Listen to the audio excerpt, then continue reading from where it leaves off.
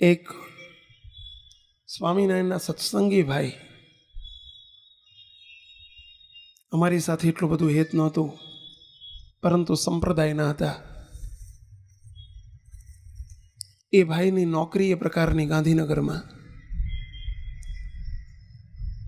એવી સરકારી નોકરીને એવી એમની પોસ્ટ કે પોસ્ટ ઉપર બેસીને એમણે પ્લાન પાસ કરે, લાખો રૂપિયાના પેકેટ આવી જાય મૂકતો. એવી પોસ્ટ એમની.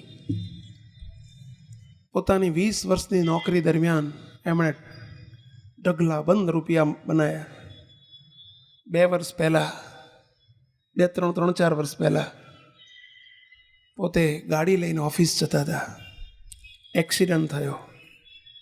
ત્યાં જ સ્થળ ઉપર, જય સ્વામિનારાયણ, સ્થળ ઉપર જ ખતમ થઈ ગયા, ખલાસ થઈ ગયા, ચૂરે ચૂરા ભૂલી ગયા મૂકતો.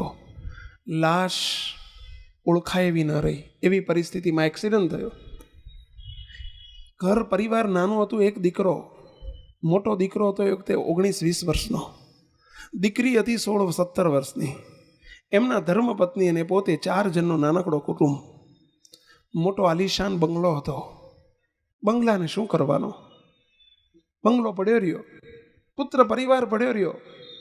બેંકોમાં લોકર્સની અંદર લાખો રૂપિયા ને સોનું, લાખો કરોડોનું હશે. કોઈને ખબર નહોતી કે ક્યાં શું મૂક્યું છે ને કેટલું મૂક્યું છે. કેટલાય રૂપિયા, લાખો રૂપિયા લોકોને આપેલા, ખબર નહીં કોઈને ક્યાં કેટલા આપ્યા છે. આ જમાનામાં કોણ સામેથી કહેવા આવે કે મને આટલા રૂપિયા આપ્યા છે, લ્યો પાછા મૂકતો. કૂતરાએ દિવાળી કરી પાછળ. બેંકોમાંથી છતાંય તપાસ કરતા ઘણું બધું મળ્યું, ઘણું બધું નીકળ્યું. લોકર્સમાંથી ને બીજે ત્રીજેથી ઘણું નીકળ્યું. દીકરાના લગ્ન થયા 12 મહિના પછી, 20-21 વર્ષનો થયો.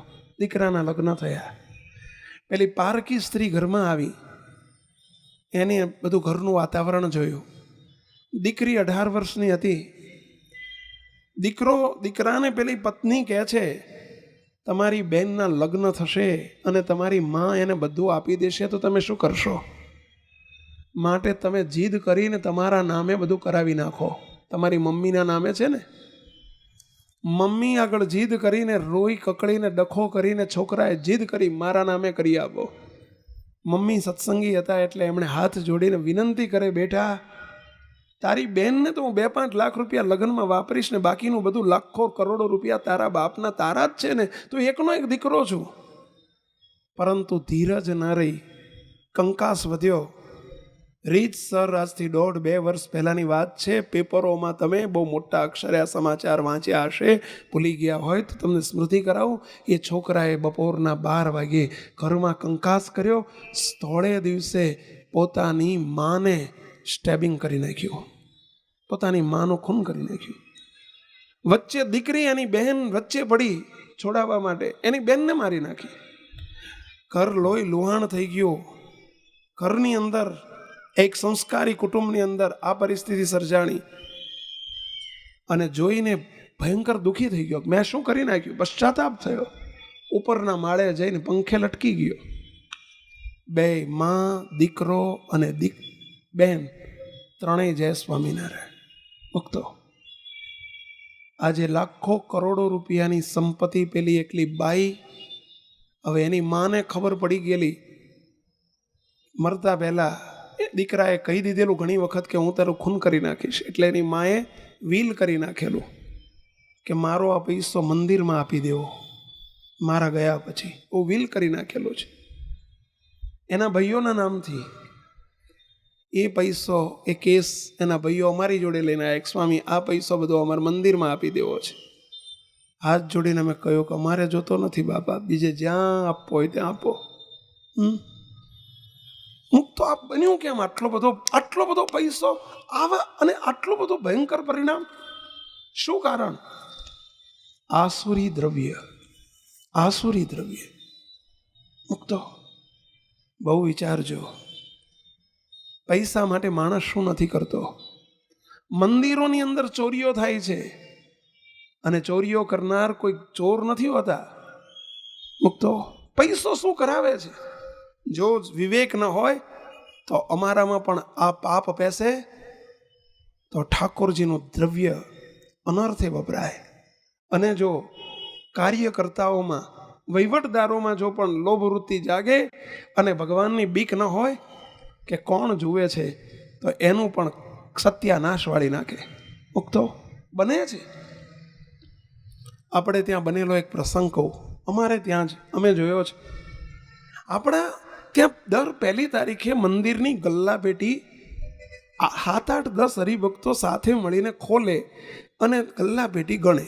દર 1 તારીખનો નિયમ. અને એ 7-8 હરિભક્તો સિલેક્ટેડ, બધા જ ગરદણી, બધા જ સુખી, અને બધાનો કાયમનો નિયમ, બધા એજેડ, એટલે કે બધા ઉંમરલાયક, મેચ્યોર્ડ. એક વખત એ 7-8માંથી એક ભાઈ સુખી હતા, બહુ સુખી, ગલ્લો ખોલ્યો, ઢગલો કર્યો. એમને અંગત કંઈક પૈસાની તાત્કાલિક થોડી જરૂર હતી, તકલીફમાં હતા, પ્રશ્ન અંદર મૂંઝવતો હતો. એમણે 500-500ની 4-5 નોટો જોઈ, ધીમે રહીને કોઈને ખબર ન પડે એમ એમણે 2 નોટો ખિસ્સામાં મૂકી દીધી. 500-500ની 2 નોટો ખિસ્સામાં મૂકી દીધી. મૂકતો આ 2 વર્ષ પહેલાની વાત છે. હવે ખિસ્સામાં તો મૂકી દીધી, લઈને ગયા, એ વપરાઈ પણ ગયા જ્યાં વાપરવા હતા ત્યાં. ભગવાનને કરવો ને 2 દિવસમાં જ એમને સખત ઝાડા ઉલટીઓ ચાલુ થઈ ગયા.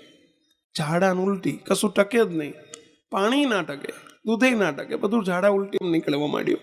અમદાવાદમાં એમને પહેલાં તો સામાન્ય ટ્રીટમેન્ટ શરૂ કરી, મટે જ નહીં. 3 દિવસ સુધી કોઈ દવા લાગુ ન પડે. વાડીલાલ હોસ્પિટલ છે અમદાવાદમાં, મોટી હોસ્પિટલ, ત્યાં દાખલ કર્યા. 5 દિવસ સુધી ખૂબ હેરાન થયા. એમને રિયલાઇઝ થયું, લાઇટ થઈ કે આ મારું આ બનવાનું કારણ શું? નથી મેં કંઈ એવું ખાધું, નથી એવું પીધું, પણ બીજું નહોતું ખાધું, 2 નોટો જ ખાધી હતી. તકલીફ એ હતી, મુશ્કેલી આ હતી. એમને રિયલાઇઝ થયું કે આ પેલી 2 નોટોનો પ્રતાપ લાગે છે. એટલે એમણે એમના દીકરાને કહ્યું, બેટા મને સ્વામીને ફોન જોડી આવી, મારે સ્વામી જોડે વાત કરવી છે. છોકરાની જોડે મોબાઈલ ફોન હુતા જોડાયો. છોકરાને કે તું બહાર જા, મારે સ્વામી જોડે ખાનગીમાં વાત કરવી છે. સ્વામી અમને વાત કરી, સ્વામી રડવા માંડ્યા. સ્વામી એક માફી માગવી છે આપની. અઠવાડિયા પહેલાં ભાઈ સાહેબ રૂપિયા ગણતા ગણતા, ગલ્લા પેટી ગણતા ગણતા 2 નોટો ખિસ્સામાં મેં સેરવી લીધી હતી, અને એનું પરિણામ 8 દિવસથી હું દવાખાનામાં છું. 5 દિવસથી ભાઈ સાહેબ ભગવાનને પ્રાર્થના કરો, મારી ભૂલ છે, હું કબૂલ કરું છું, મેં જિંદગીમાં કોઈ દિવસ આ ભૂલ નથી કરી. મને શું એ વખતે વેળા ચોઘડિયું ભજવાઈ ગયું, અને મેં શું કરી નાખ્યું ભાઈ સાહેબ, સમજ્યા? અને એના પરિણામે હું રીબવું છું. મહારાજને પ્રાર્થના કરો. હું જેવો દવાખાનેથી ઘેર જઈશ ને એટલે છોકરાને કહીને હું 500 રૂપિયાની 2 નોટો જઈને ગલ્લા પેટીમાં નાખી આવીશ ભાઈ સાહેબ, પણ મને ભગવાનને કહો મને માફ કરે. મુક્તો પૈસાની લાલચ અને પૈસાની લોભ વૃત્તિ આજે ઠાકોરજીની ચોરી કરવા માટે પણ પ્રેરે છે. સાંભળજો, આ પૈસાની વૃત્તિ ક્યાં લઈ જાય મુક્તો, માણસને ક્યાં લઈ જાય? ખૂબ ધ્યાન રાખજો મુક્તો. પૈસો શું કરાવે છે? ભુજનો પ્રસંગ વર્ષો પહેલાંનો આપણે જાણીએ છીએ કે કચ્છની અંદર ભુજ શહેર અને ભુજમાં સ્વામિનારાયણ ભગવાનનું ભવ્ય મંદિર, હમણાં જે નવું થયું એ પહેલાં જે જૂનું મંદિર હતું ધરતીકંપમાં જે ડિસ્ટ્રોય થયેલું, અને એ પહેલાંનું જે જૂનું ભગવાન સ્વામિનારાયણે સ્વહસ્તે પોતાના હસ્તે બંધાવેલું ભુજમાં સ્વામિનારાયણ મંદિર. અને એનો પ્રસંગ છે કે ભુજની બાજુમાં માધાપર કરીને ગામ છે. માધાપર ભુજમાં પ્રવેશતા જ બહુ મોટું ગામ છે, 20-25 હજારની વસ્તીવાળું ગામ હશે. બહુ સુખી ગામ કહેવાય. મોટા ભાગના લોકો વિદેશમાં વસતા હોય અને NRIનું ગામ આખું કહેવાય. અને એમાં આજથી 50 વર્ષ પહેલાં બનેલી વાત છે કે માધાપરની અંદર એક બેન એમના ભાઈને, એકલી બેન છે ને એક જ ભાઈ છે, બેન પરણેલી છે, ભાઈ કુંવારો છે, ભાઈને વિદેશ મોકલ્યો છે, ગરીબ છે એટલે આફ્રિકા મોકલ્યો છે. આફ્રિકામાં 5 વર્ષમાં ખૂબ કમાયો, પાછો આવ્યો, પૈસો ખૂબ હતો. બહેનની દાનત બગડી અને બહેન પોતાના હસબન્ડને ધણીને કહે છે, ભાઈ કમાઈને ઘેર આવ્યો છે, લાખો રૂપિયા લઈને આવ્યો છે, પૈસો શું કરાવે છે સાંભળજો મુક્તો. અને બહેન પોતાના પતિને કહે છે મારો ભાઈ ખૂબ રૂપિયા કમાઈને આવ્યો છે. તો કે છે શું, મહેનત કરી છે બિચારો, કમીને આવ્યો છે, સારું ને, આપણે રાજી થવા જેવી વાત છે. એમ નહીં, ભાઈ આટલા કમીને આવ્યો છે એની ખબર મને એકલી જ છે, આપણે દુઃખી થઈએ છીએ, તો શું કરવું છે તારે? ભાઈને બતાવી દઈએ. બેન એમ કહે છે કે મારા ભાઈને બતાવી દઈએ. બનેલો ઇતિહાસનો પ્રસંગ છે, સ્વામિનારાયણ સંપ્રદાયમાં લખાયેલો, કાળા અક્ષરે લખાયેલો પ્રસંગ છે. તો બેન સત્સંગી છે, પોતાના હસબન્ડને, પોતાના ધણીને કહે છે કે મારા ભાઈને બતાવી દે. એના હસબન્ડ સત્સંગી છે એટલે કહે છે કે તું શું બોલે છે, શરમ નથી આવતી, તારા ભાઈને મારી નાખવો છે? અરે પૈસા ઢગલો મળે છે. બેનને મફતનો પૈસો લેવાની લોભ વૃત્તિ જબરજસ્ત જાગૃત થઈ ગઈ છે.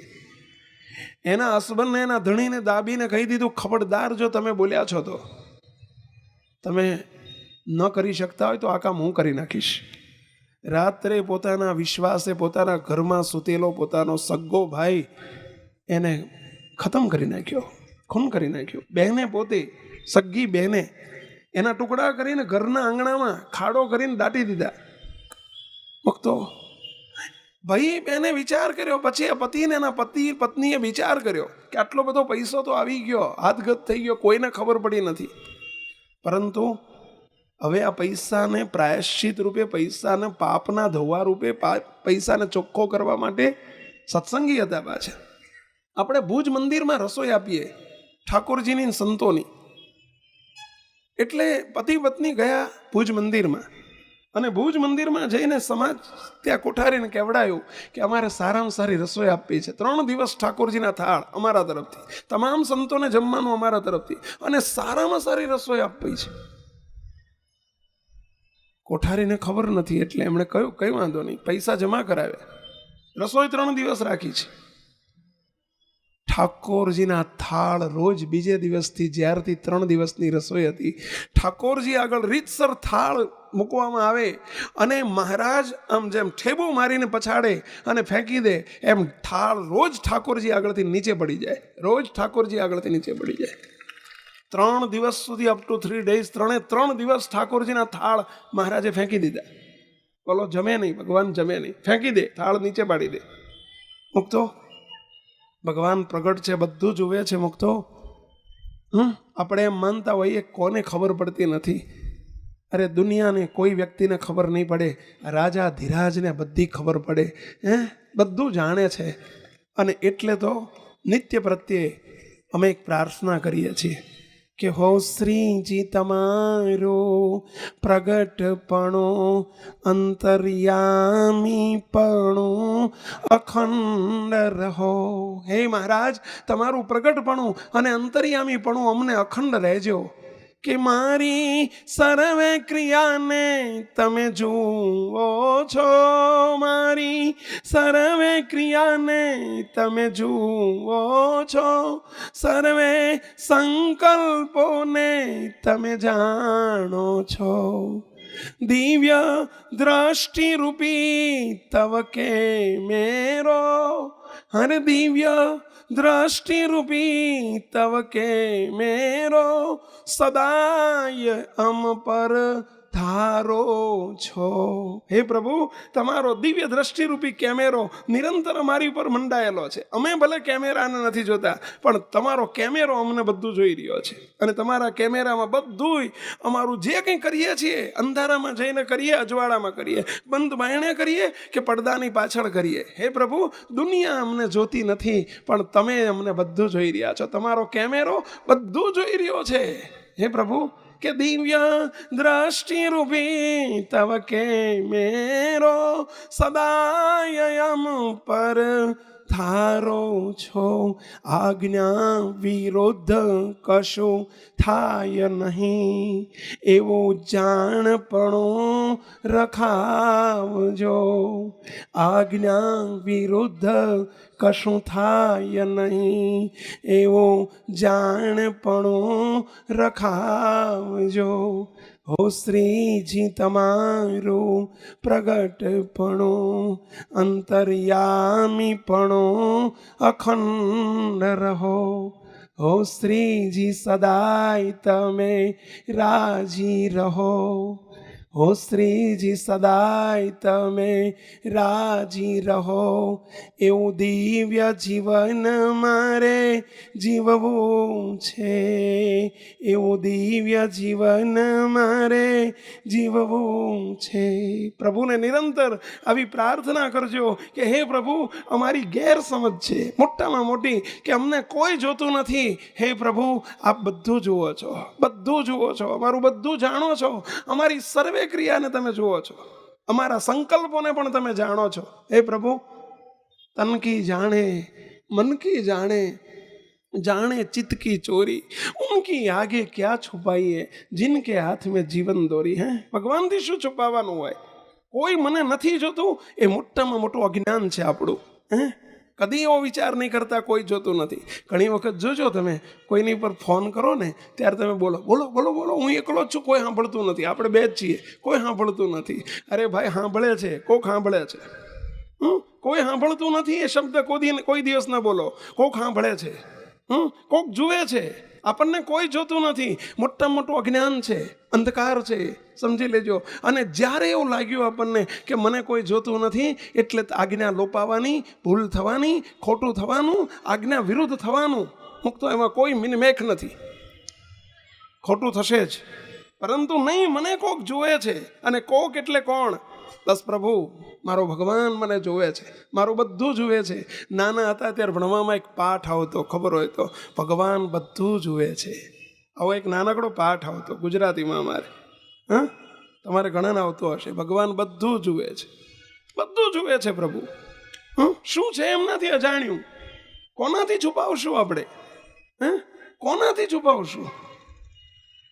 એક વખત એક માં પોતાના નાનકડા 10 વર્ષના દીકરાને કહે છે, બેટા આ કીડીઓ મકોડા જો ને, આ ડબ્બામાં ગમે એટલી ફીટ વાંકી હોય ને બહેણી તો ગોળના ડબ્બામાં પહેરી જાય છે, ખાંડના ડબ્બામાં પહેરી જાય છે. હારું શું કરવું? પેલો છોકરો એની માને કહે છે, માં તું ચિંતા ના કરીશ, કાલથી નહીં બે. બેટા શું કરીશ? તું જો, હું કરું એ તું જો. કાલથી એકેય કીડી નહીં આવે, એકેય મકોડો નહીં આવે. પેલા છોકરાએ શું કર્યું કે બીજે દિવસે લોટના ડબ્બા ઉપર એણે ગોળ લખી નાખ્યું અને ગોળના ડબ્બા ઉપર મીઠું લખી નાખ્યું, કે એવું જેણે બધું બદલી નાખ્યું. એણે બોર્ડ મારી, પેલી સ્ટીકર મારી દીધા, જુદા જુદા નામ.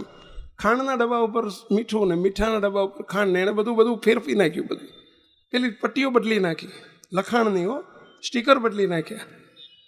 અને પછી રાહ જો, મમ્મી હવે જો કાલે એકેય નહીં કીડી આવે, છેતરી જવાની કીડીઓ. જા ગોળ જાણીને ખાંડ જાણીને આ ડબ્બામાં જશે ને ત્યાં મીઠું ખાશે એટલે બીજી વખત નાહી જશે, આવશે જ નહીં ને. ત્યારે એની માં કહે છે, બેટા એનાથી હું છેતરાઈ જઈશ, એ નહીં છેતરાય. કીડીઓ કે નામ વાંચીને નથી આવતી, એ સુગંધ જોઈને આવે છે. હું છેતરાઈ જઈશ ભાઈ સાહેબ, અને રોજ મારે ડખો થશે. ખાંડના બદલે મીઠું નખાઈ જશે ક્યાંકો, અને મીઠાના બદલે ખાંડ નખાઈ જશે. હું છેતરાઈ જઈશ, કીડીઓ નહીં છેતરાય. મુક તો કેડીઓ ના છેતરાય તો આ બાપ, સૌનો બાપ કેવી રીતે છેતરાય? એટલો તો વિચાર કરો ભઈલા. જો કીડીઓ ના છેતરાય તો ભગવાન છેતરી જાય અને આપણે એને છેતરી શકીએ?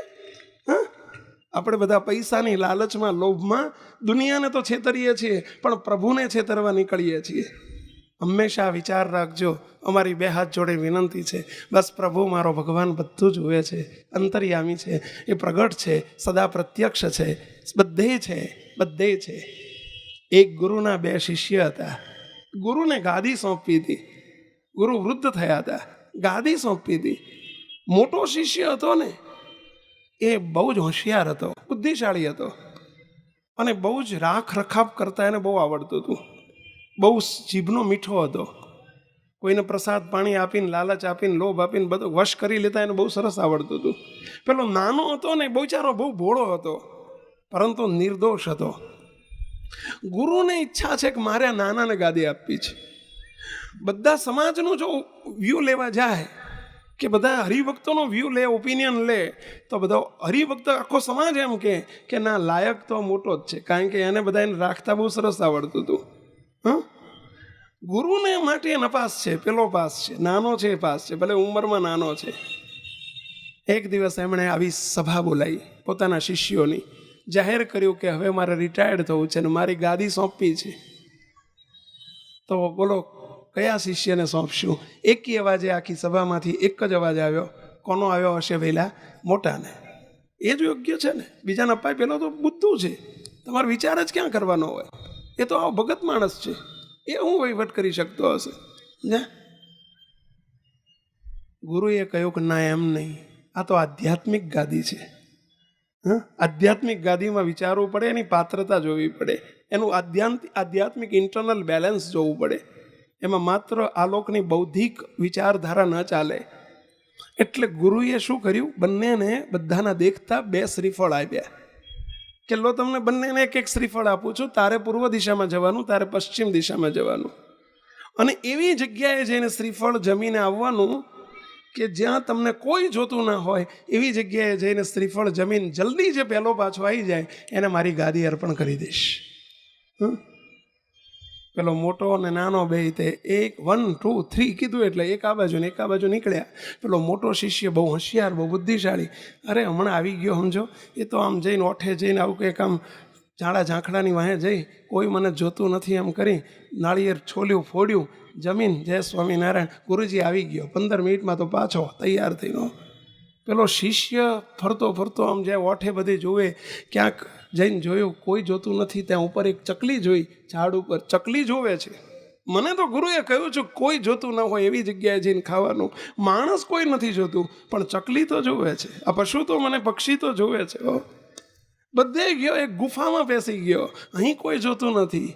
ના, ભગવાન તો બધે જુએ છે. મને તો ગુરુએ કહ્યું છે કે કોઈ જોતું ન હોય એવી જગ્યાએ જઈને ખાજે, પણ કોઈ એવી જગ્યા નથી કે જ્યાં ભગવાન જોતા ન હોય. માટે મારા માટે આ અસંભવ છે, અશક્ય છે, આઈ કાન્ટ ડુ એનીથિંગ. અને પોતે ત્યાંથી પેલો નાનો શિષ્ય હાથમાં નાળિયેર એમને એમ લઈને 2 કલાકે પાછો આવ્યો. ગુરુજી માફ કરજો, તમારી શરતનું પાલન હું કોઈ સંજોગોમાં કરી શકું એવી પરિસ્થિતિ નથી, કારણ કે ભગવાન બધે જુએ છે. ગુરુજી, એવી કઈ જગ્યા છે કે જ્યાં ભગવાન જોતા ન હોય? માટે અસંભવ છે મારા માટે. લ્યો તમારું શ્રીફળ પાછું.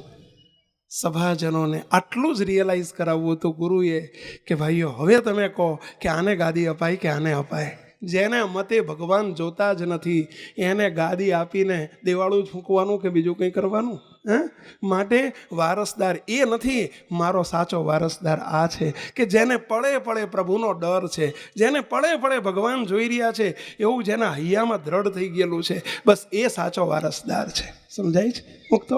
આપણે પણ આ જ વિચાર કરજો. અમારી વિનંતી છે કે મુક્તો બીજું ઓછું આવડશે તો ચાલશે, પરંતુ જો ઉદ્વેગ, અશાંતિ અને કુસંભથી બચવું હોય, કેટલાય એની બાય પ્રોડક્ટથી બચવું હોય, તો મુક્તો આ બહુ મોટું એક સાધન છે કે ભગવાન મારું બધું જોઈ રહ્યા છે, બસ મને જોઈ રહ્યા છે. એમની નજર નિરંતર મારી ઉપર મંડાયેલી છે. આ વિચારધારા રાખજો મુક્તો. બસ જો સદાય આપણી આજ્ઞામાં વર્તાશે. સંતોને અમારા ગુરુજી બાપજી અમને કાયમ કે સંતો તમારામાં જો પ્રગટપણું નહીં આવે કે ભગવાન સર્વત્ર છે, બધું જોઈ રહ્યા છે, તો અમારામાં સાધુતા નહીં આવે અને તમારામાં ભક્તપણું નહીં આવે. માત્ર અમે વેશ કાઢીશું લુગડું પહેરીને અને તમે સત્સંગીનો વેશ ધારણ કરશો, પરંતુ આપણું નાટ્યાત્મક જીવન હશે, અમારું કે તમારું મુક્તો. જો આટલી એક વાત દ્રઢ નહીં હોય તો, કારણ કે ભગવાન જોતા નથી તો બીજું કોણ જોવાનું છે? અમને અહેસાસ કેવી રીતે રહેશે? શું અમે નહીં લોપી શકીએ? અમે કઈ હદે નહીં જઈ શકીએ મુક્તો? અમારી સાધુની સાધુતાનો આધાર પણ આ વાક્ય ઉપર છે, પ્રભુ જોઈ રહ્યા છે. અને તમે પણ સાચા ભક્ત તો જ બની શકશો કે તમને આ વિચારધારા નિરંતર રમતી હશે કે ભગવાન જોઈ રહ્યા છે, પ્રભુ મને જોઈ રહ્યા છે. બસ આ વિચાર જો મુક્તો. કોઈ દિવસ પ્રભુની આજ્ઞા નહીં લોપાય. એની બીક રહેશે. તમને નાના છોકરાની બીક લાગતી હશે, જોજો ઘણી વખત નાના છોકરાની બીક લાગતી હોય. છોકરાના દેખતા બીડી ના પીવો, તમાકુ ના ખાઓ, એની માન કહી દેશે તો છોકરાની બીક લાગે છે આપણને, નાના બાળકની બીક લાગે છે. પણ રાજા ધીરાજની બીક નથી લાગતી. તકલીફ એ છે, કારણ કે એ ક્યાં જુએ છે? એટલે ક્યાં જુએ છે? ભાઈ માણસમાં ને એનામાં ફેર શું? એટલે અંધારું છે, અંધારામાં માણસ ના જોઈ શકે, ભગવાન તો જોઈ શકે.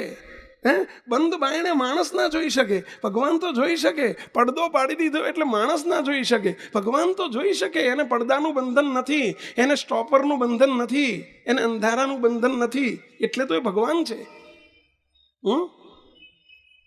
વિચારજો મુક્તો. આપણી વાત ચાલી રહી છે. 3 દિવસ સુધી ભુજની અંદર ઠાકોરજી થાળ ન જમ્યા. જો ભગવાનનું પ્રગટપણું, ભગવાન થાળ ન જમ્યા, 3 દિવસ થાળ પડી જાય હેઠા, જેમ ફેંકી દેતા હોય ને એમ. મુક્તો 3જે દિવસે ભુજના મહાન મુક્ત હતા સુરજબા કરીને, સાંખ્યોગી બાઈ હતા, સુરજબા એમનું નામ હતું. અને બાઈઓના મંદિરમાં, ભુજના બાઈઓના મંદિરમાં એ નિવાસ કરતા, બહુ મોટા મુક્ત હતા. એ સુરજબાને ભગવાન સ્વામિનારાયણ હરિકૃષ્ણ મહારાજે દર્શન દીધા અને દર્શન દઈને કહ્યું, સુરજબા અમારા માટે શાક ભાખરી જલ્દી બનાવો, કંઈક રોટલી બનાવી નાખો, અમે 3 દિવસથી ભૂખ્યા છીએ.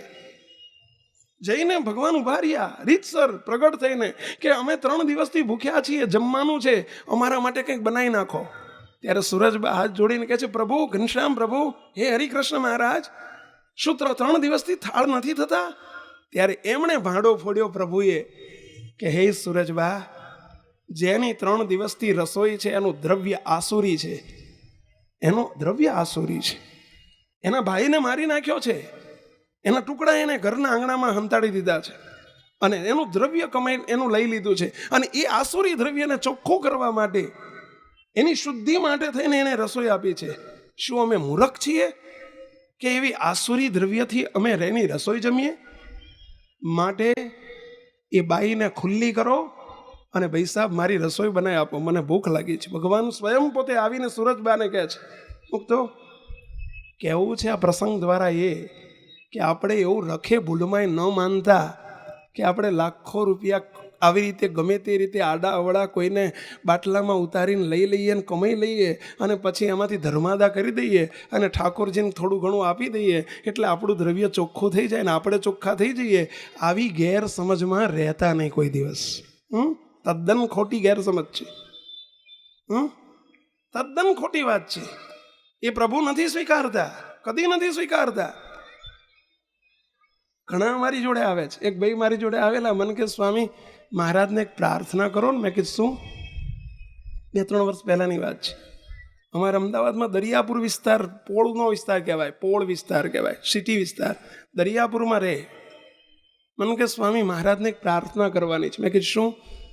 કે સ્વામી મારે, તમે જાણો છો, હમણાં 6 મહિના પહેલાં રાણીપમાં, અમદાવાદમાં રાણીપ વિસ્તારમાં, વાડજ બાજુ રાણીપ વિસ્તાર છે, રાણીપમાં બંગલો કર્યો, સંતો આવ્યા હતા, પધરામણી કરી હતી, ત્યાં મહાપૂજા થઈ હતી, સંતોના હરિભક્તોના થાળ કર્યા હતા.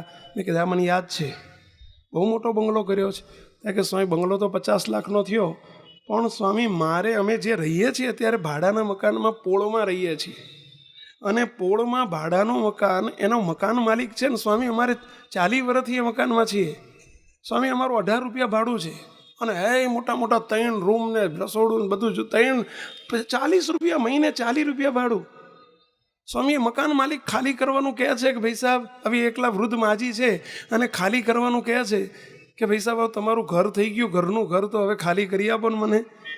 મેં કીધું તો તમે શું કહો છો? સ્વામી મેં પૈસા માગ્યા છે અને અમારે થોડી રકઝક ચાલે છે. મેં 25 લાખ માગ્યા છે ને ડોશી 15 લાખે આવ્યા છે.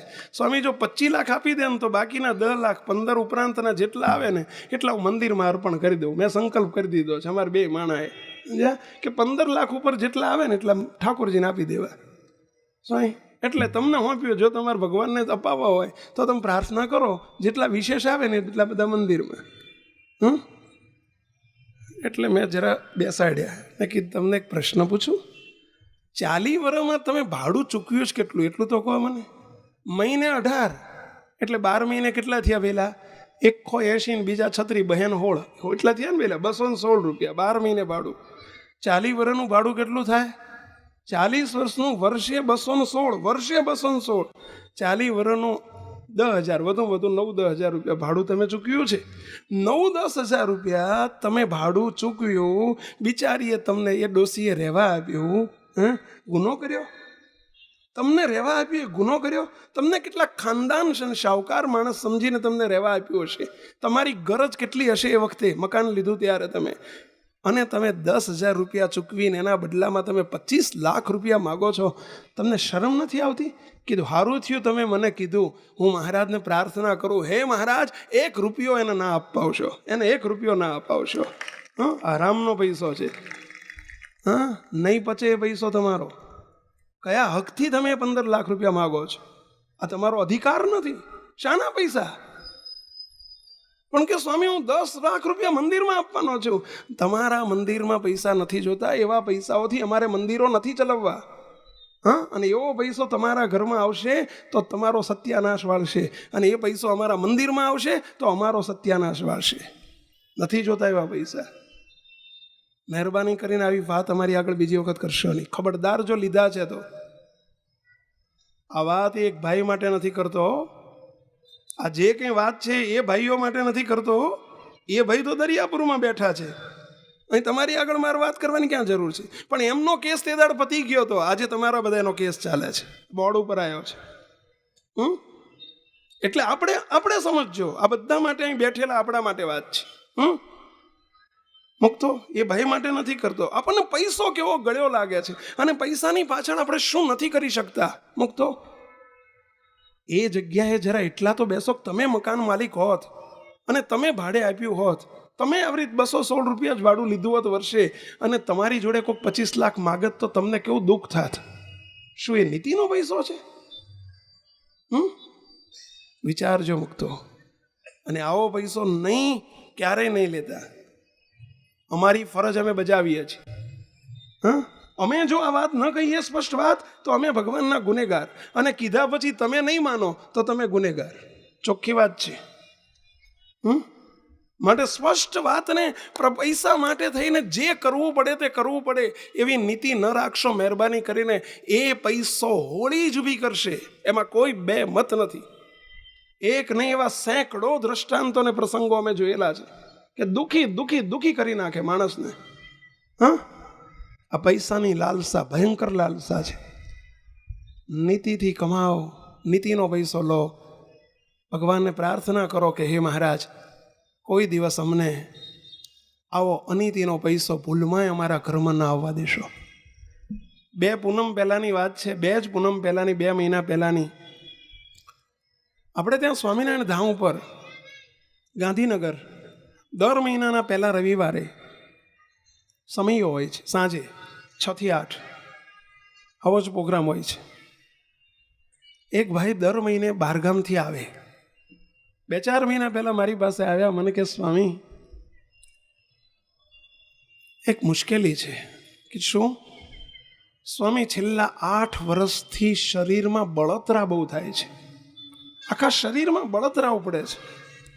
સ્વામી, રહેવાતું નથી. દિવસે રાત્રે સ્વામી આમ અનબેરેબલ પેઇન થાય છે. અસહ્ય દુઃખ, બળતરા થાય, અસહ્ય બળતરા. સ્વામી, દિલ્હી જઈ આવ્યો, મુંબઈ જઈ આવ્યો, કલકત્તા જઈ આવ્યો, જ્યાં જ્યાં ડૉક્ટરો સારા સાંભળું. સ્વામી, અત્યાર સુધી 5-8 લાખ રૂપિયાનો ખર્ચો કરી નાખ્યો, પણ બળતરા મળતી નથી. સ્વામી, મહારાજને પ્રાર્થના કરો ને. એમને બેસાડીને એક જ શબ્દ પૂછ્યો કે દયાળુ, હું જે કહું એનો તમે સાચો જવાબ આપશો? સ્વામી, જે કોઈ કહીશ. તમે તમારા જીવનમાં કોઈને બાળ્યા છે? તમે કોઈને બાળ્યા છે? જરા તપાસ કરીને તમે અડધો કલાક બહાર બેસો ને મને એકાંતે બેસીને વિચારીને પછી કહો. એટલે મને કે સ્વામી, એક વાત યાદ આવે છે. મેં કીધું કહો તો. એ શું કહે છે સાંભળજો મુક્તો. મને કે સ્વામી, મારા મોટા ભાઈ, અરે મારો નાનો ભાઈ, હું મોટો, મારો નાનો ભાઈ આજથી 8-10 વર્ષ પહેલાં એક્સિડન્ટમાં ધામમાં ગયો. એની 2 દીકરીઓ નાની નાની હતી એ વખતે. મારા ઘરના થોડા વહમાં છે. આ ભાઈ પોતે મને એમ કહે છે કે મારા ઘરના બહુ વહમાં છે. વહમાં એટલે સમજ્યા ને પેલા કાંઠા.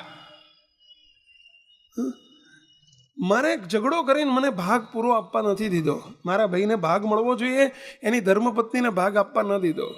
સ્વામી, એ 2 દીકરીઓ મોટી થઈ છે. રોજ એની માં અને એની 2 દીકરીઓ કગરે છે કે બાપા, મને બાપુજી કહે છે, બાપુજી અમારે 10,000 રૂપિયા મહિને ભણવા માટે ખર્ચાની જરૂર છે, 10,000 રૂપિયા આપો ને. કગરે છે, પણ હું આપતો નથી. એમને બળતરા થતી હશે જરૂર હૈયામાં. મેં કીધું આ એની બળતરા છે. ઘઉં વાયા હોય તો ઘઉં જ ઉગે, બાજરી વાવો તો બાજરી જ ઉગે. આ તમે બળતરા વાવી છે એટલે બળતરા ઉગી છે. હા, તમે બળતરા કરાઈ છે એના બદલામાં બળતરા ઉગી છે. આ એની બળતરા છે. કોઈ દવા લાગુ નથી પડતી ને કોઈ રોગ નથી પકડાતો. એનું કારણ આ તમે બાળ્યા છે ને, નિર્દોષ બિચારી બેનને બહેને તમે ભગવાનની ભક્ત છે અને એને તમે બાળો છો ને, આ એનું પરિણામ છે. મને કે સ્વામી આનો ઉપાય સીધો છે. તમારે મહિને આવક કેટલી છે? મને કે સ્વામી લાખેક રૂપિયા ખરા. તો 10,000 નહીં, લટકાના 1000 કહીને 11,000 આપી દો ને. હા, તમારે બળતરા મટાડવી હોય તો શું કરવા બિચારાને બાળો છો? મને કે સ્વામી પણ ઘરવાળાને ખબર પડે ઝઘડો કરે. મેં કીધું ખાનગીમ કહી દઉં, કોઈને કહેતા નહીં. તમને કહું છું કે તમે કોઈને કહેતા નહીં. આવું અમારે ના કહેવાય તમારી આગળ, પણ છતાંય તે આવું ખાનગીમ કહેવાય કે એમને જે કહ્યું એ કહું છું. કીધું ઘરવાળાને બધું ના કહેવાનું હોય, આપી દેવાના હોય. એમને શું ખબર પડે કેટલીક વાતમાં?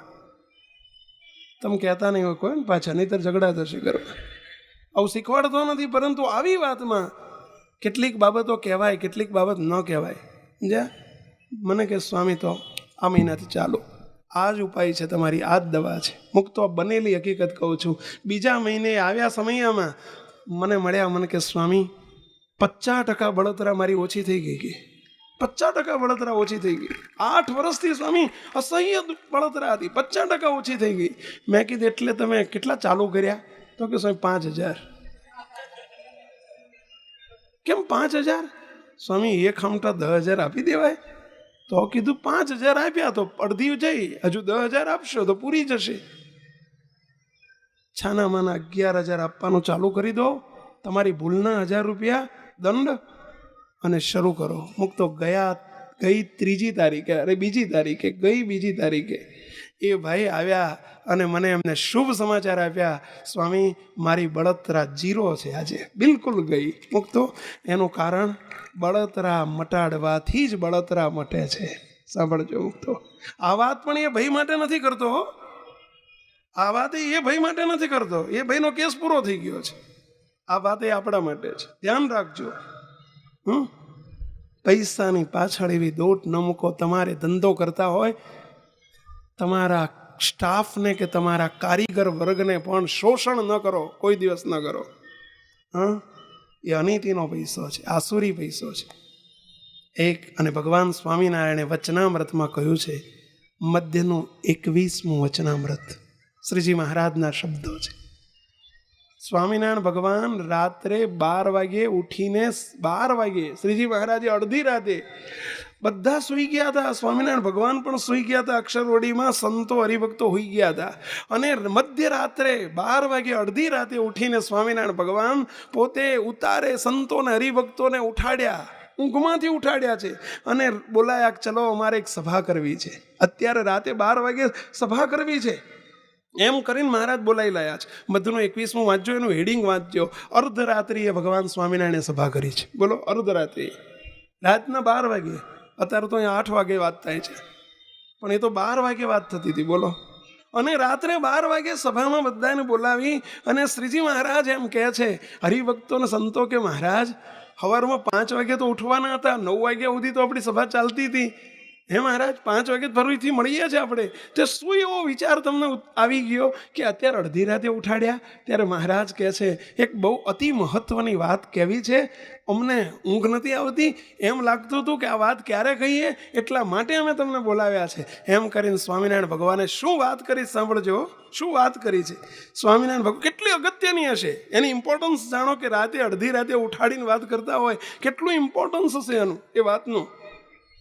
સ્વામિનારાયણ ભગવાન એટલું જ બોલ્યા, હે સંતો, હે હરિભક્તો,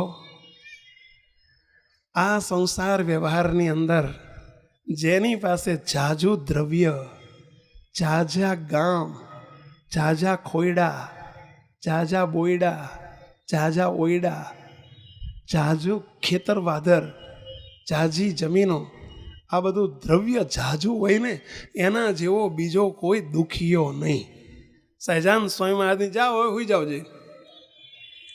લે, તમને નથી કહેતો હુઈ જવાનું. હા, તમારે જમ્યાડ્યા વગર ક્યાં હોવાનું છે? અહીંથી પ્રસાદ લઈને જવાનું છે. મુક્તો વિચાર કરો, આટલું જ કહેવા માટે ભગવાન સ્વામિનારાયણે રાતના અડધી રાતે સભા કરી છે. મધ્યનું 21મું વતનામૃત વાંચજો, જોજો. હા, હવે જેમાં ભગવાન પોતે અભિપ્રાય આપે છે કે ઝાઝા પૈસા, ઝાઝા ખોયડા, ઝાઝા ઓયડા, જેને ઝાઝુ દ્રવ્ય હોય એના જેવો કોઈ દુખ્યો નહીં. અને આપણે શું કરવા મથીએ છીએ? પહેલાં ઝાઝા માટે થોડા માટે. સાચું બોલો જોઈએ, સાચું બોલો, ના બોલો તમને અમારા હમ. સાચું બોલો, સાચી વાત છે ને? તો દુખિયા થવા જ મથીએ છીએ ને આપણે, એનો અર્થ એવો ને.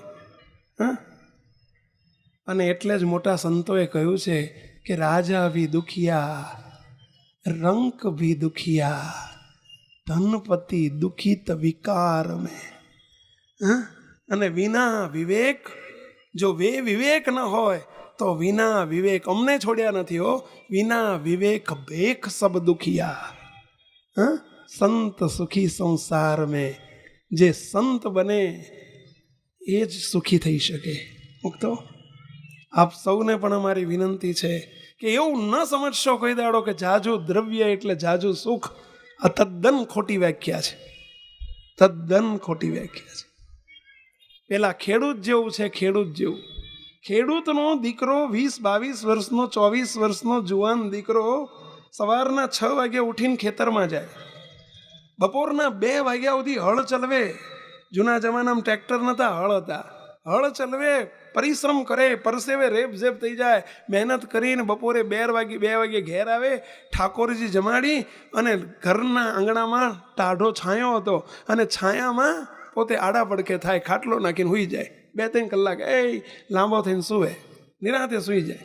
હૂતો તો એક દિવસ ખાટલામાં, અને એના બાપના મિત્ર નગર શેઠ હતા, અને શેઠની ગાડી ત્યાંથી પસાર થઈ. શેઠે જોયું કે મારા ભાઈબંધનો જુવાન દીકરો આવી રીતે હૂતો છે, એટલે ગાડી ઊભી રખાઈને નીચે ઉતર્યા. ઊભી રખાઈને પગ ઝાલીને ઓલ્યાને ઉઠાડ્યો, ઢંઢોળીને ઊભો કર્યો અને કહે છે કે શું લાંબો થઈને હૂતો છું? શરમ નથી આવતી? જુવાન છું, 22-24 વર્ષની ઉંમર છે ને આવી રીતે હુઈ રહે, શરમ નથી આવતી? કામ કર, મહેનત કર, પરિશ્રમ કર, અત્યારે તારો સમય છે. ત્યારે પેલો છોકરો હાથ જોડીને કે કાકા, હું સવારનો 6 વાગ્યાનો ગયેલો, 2 વાગે આવ્યો છું, મહેનત કરીને થાકીને, પૈસા પછી હૂતો છું જરા ઠાકોરજી જમાડીને. હા, અરે હુવાનું ના હોય, મહેનત કરવાની હોય, મંડી પડ. પેલો ધીમે રહીને પૂછે છે કાકા, હું હજુ વધુ મહેનત કરું તો શું થાય? અરે આ તારા નળિયાવાળા મકાન છે ને, ધાબાવાળા થઈ જાય, પછી તારે હળના બદલે ટ્રેક્ટર આવી જાય, પછી અરે મોટા આલિશાન બંગલા, મોટા 3-4 માળનો બંગલો કરાવાય, હવેલી કરાવાય, પછી રૂમે એર કન્ડિશન મુકાવાય, પછી અરે શું પછી મંડ્યો છો? નિરાંતે હોવાનું. અરે ભાઈ સાહેબ, આટલું બધું કરીને જે કરવાનું હતું એ તો હું કરતો જ તો હમણાં. આટલું બધું કર્યા પછી તમે કહો છો કે નિરાંતે હોવાનું, તો એ તો હું નિરાંતે હૂતો જ તો ભાઈ સાહેબ. હોવા દો ને મારા બાપા, અંતે નિરાંતે હોવાનું ને. તો એ તો હું કરતો જ તો. આટલું બધું કરીને કેટલું અનિશ્ચિત રિઝલ્ટ છે પાછું. એના કરતાં ભાઈ સાહેબ મને સંતોષ છે, તમે તમારા રસ્તે પડો અને મને હોવા દો.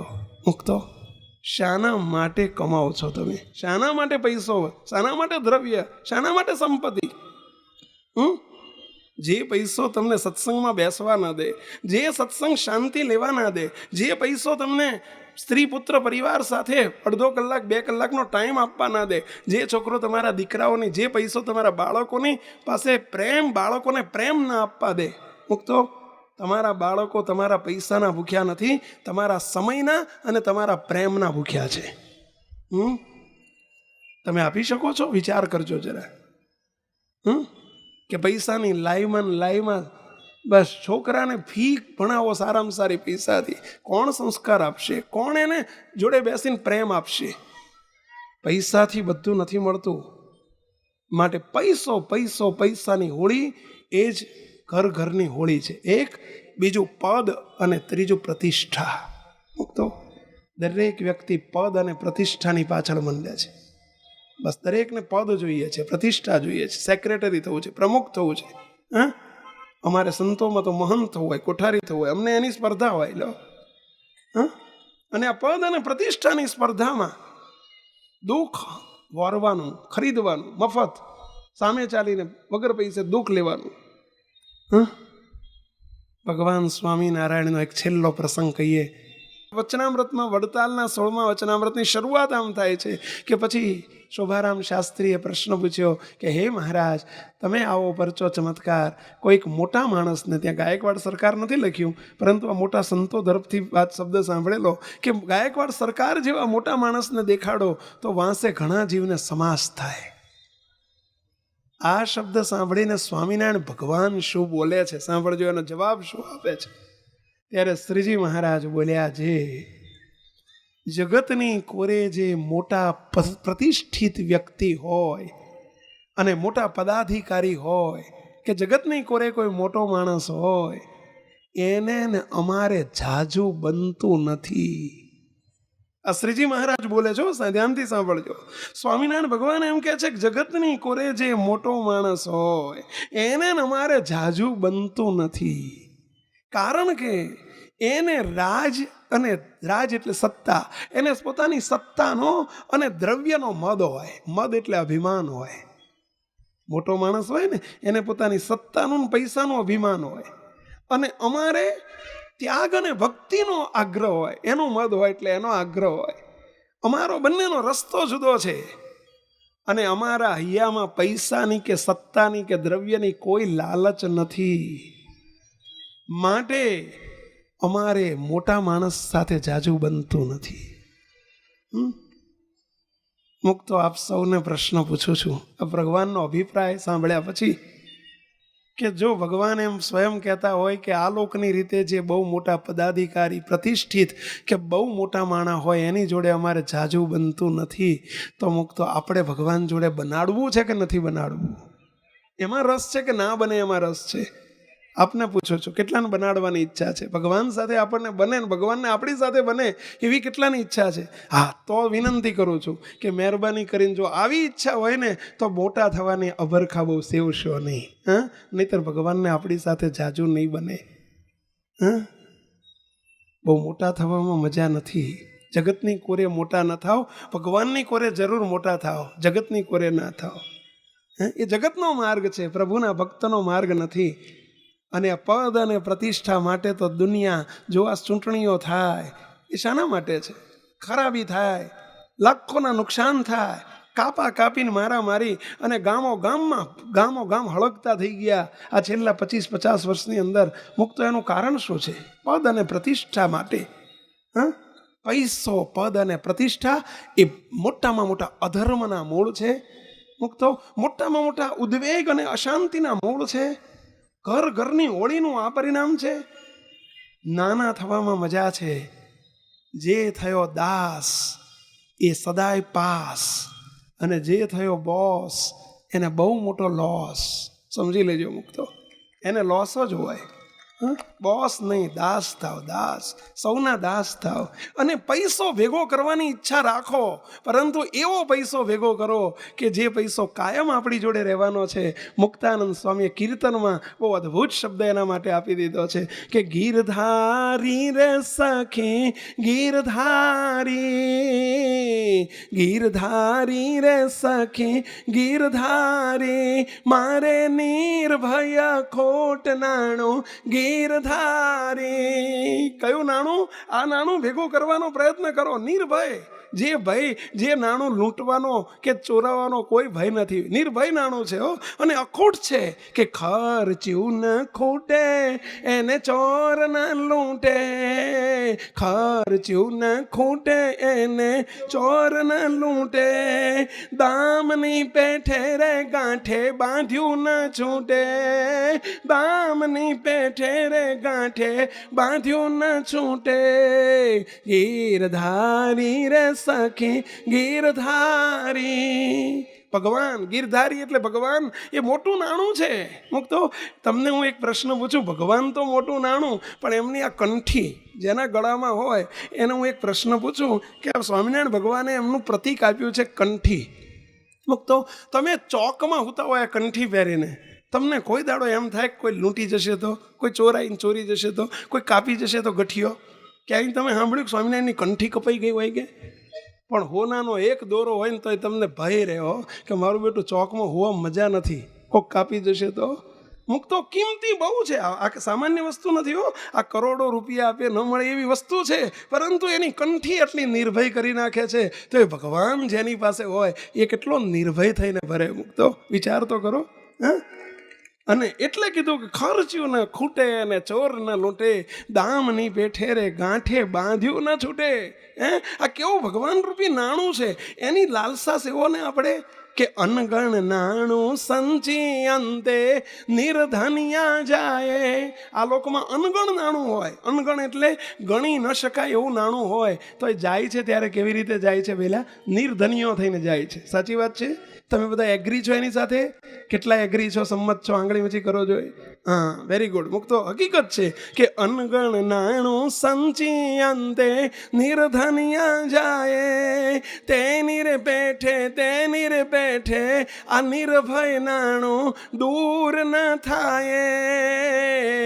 ગીરધારી રે સખી ગીરધારી, મારે નિર્ભય ખોટ નાણું ગીરધારી. આગળની પંક્તિમાં શું કહે સ્વામી કે સંપત વિપત સર્વે સ્વપનું જાણો. સંપત વિપત સર્વે સ્વપનું જાણો. હરિના ચરણની સેવા, હરિના ચરણની સેવા પૂરણ ભાગ્ય પરમાણો. ગીરધારી રે સખી ગીરધારી, મારે નિર્ભય ખોટ નાણું ગીરધારી. અને મુક્તાનંદ સ્વામી છેલ્લી પંક્તિમાં શું કહે છે કે મુક્તાનંદ કહે મોહન વરને ઉરમાં ધારી. મુક્તાનંદ કહે મોહન વરને ઉરમાં ધારી. દુઃખને દારિદ્ર થકી, દુઃખને દારિદ્ર થકી થઈ છું હું ન્યારી. ગીરધારી રે સખી ગીરધારી. મુક્તો આમાં દુઃખ અને દરિદ્ર થકી છૂટી જવાય. દુઃખ અને દરિદ્ર થકી થઈ છું હું ન્યારી. આ નાણું એવું છે કે દુઃખ અને દરિદ્ર દૂર કરનારું છે, અને આ લોકનું નાણું દુઃખ અને દરિદ્ર આપનારું છે. આપણી થિયરી ઊંધી છે. ભગવાનના ભક્ત તરીકે આપણી થિયરી હવળી કરીએ. પ્રભુને એ જ પ્રાર્થના કરીએ કે હે મહારાજ, બસ અમારી લોભ અને લાલસા ઓછી થઈ જાય. પ્રભુ તમે મળ્યા છો એ જ અમારા માટે કરોડોની સંપત્તિ છે. ભગવાન મળ્યા આપણને એ કરોડોની સંપત્તિ છે. આવો સત્સંગ મળ્યો, સંતોનો યોગ મળ્યો, એ આપણા માટે બહુ મોટું નાણું છે. બસ અમે એમાં સંતોષી જીવન જીવતા થઈએ એવી અમારી પર કૃપા કરો, કૃપા કરો, કૃપા કરો એવી પ્રાર્થના સાથે સર્વે મુક્તોને જય સ્વામિનારાયણ.